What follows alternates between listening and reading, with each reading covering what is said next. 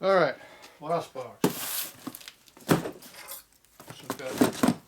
Feels like a bunch of loose parts in there. Who'd it come from? I don't know. Don't recognize the name. Don't know what's in here.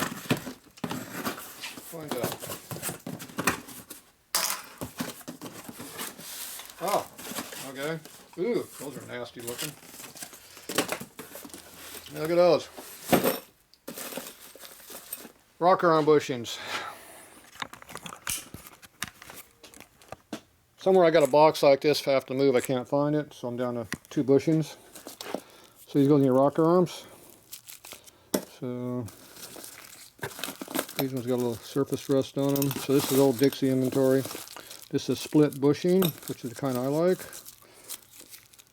So I guess none of these are opened up. It's called a clamshell style bushing. It's where you roll it up into a round circle from flat material. The rust doesn't do any damage because it's on the outside where you push it in. So you got the bronze material stuck to a piece of steel and it's rolled around a circle and it goes right together.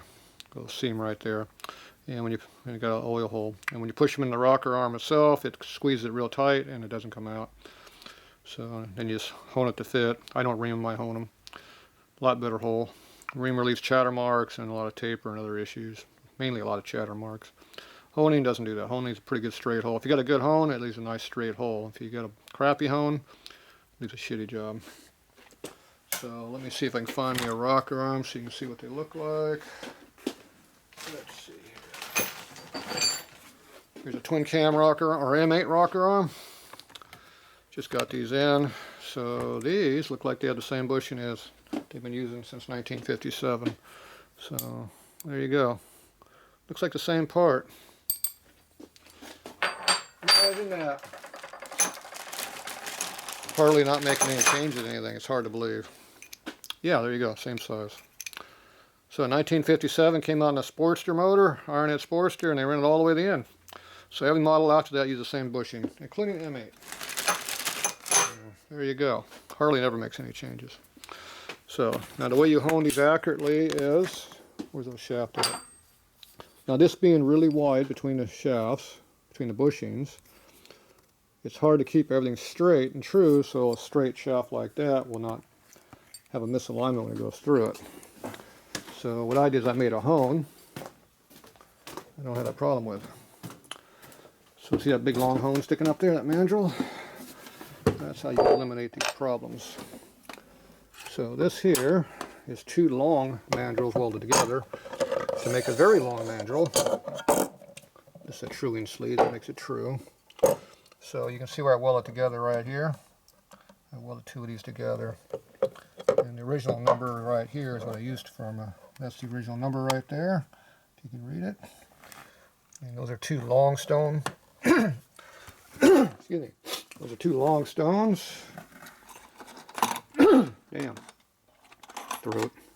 So these are the stones over here. There we go. So these are the stones that use. Now the short mandrels only use stones that are about that long. The long ones use these big long ones. So obviously got 2 together, so you got to put these together. So these here go together like this. So if you notice, these have been modified right here a little bit. And that's because when you put them together, you have to modify them to fit in the holder here. So I have to modify every one of these stones I get so that they fit. That way when you put them, you stack them together, they fit in there. Now the reason you do that is when you do it on another rocker arm, the rocker arm is about the same length as this stone. It's only about a 1/2 inch shorter. So when you hone the rocker arm, you run off the end of the shaft. And unless you get the whole stone working, it becomes bell-mouthed, or basically where it's 2 spots that are about that long on both ends and nothing in the middle. There's no way of making a straight hole when you do that.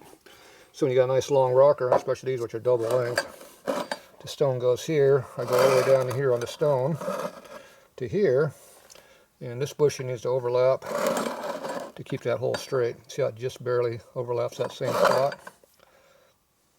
And let's see, it goes right to there. It is very close to not working. Put that right there. And basically it doesn't quite do the whole thing, see? See area right there?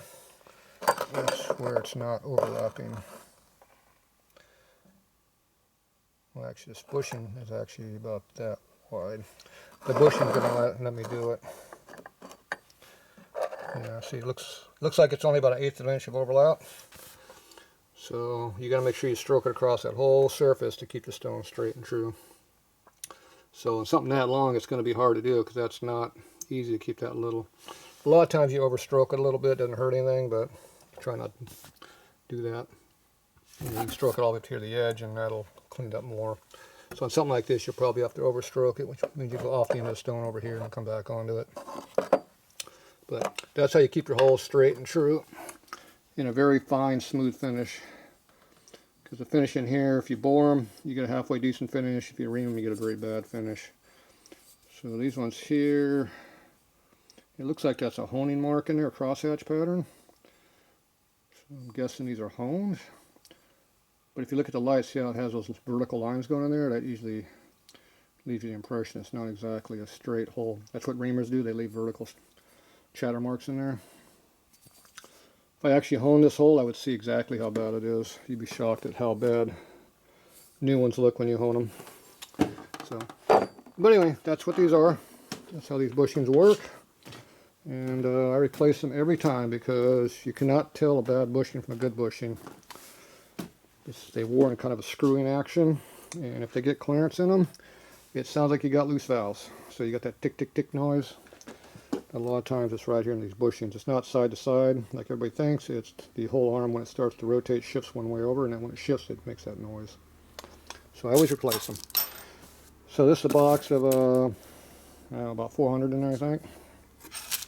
So I'm not going to run out this week now.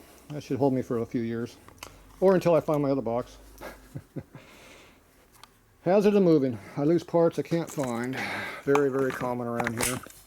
But anyway, that's how you do your rocker arms. So there you go.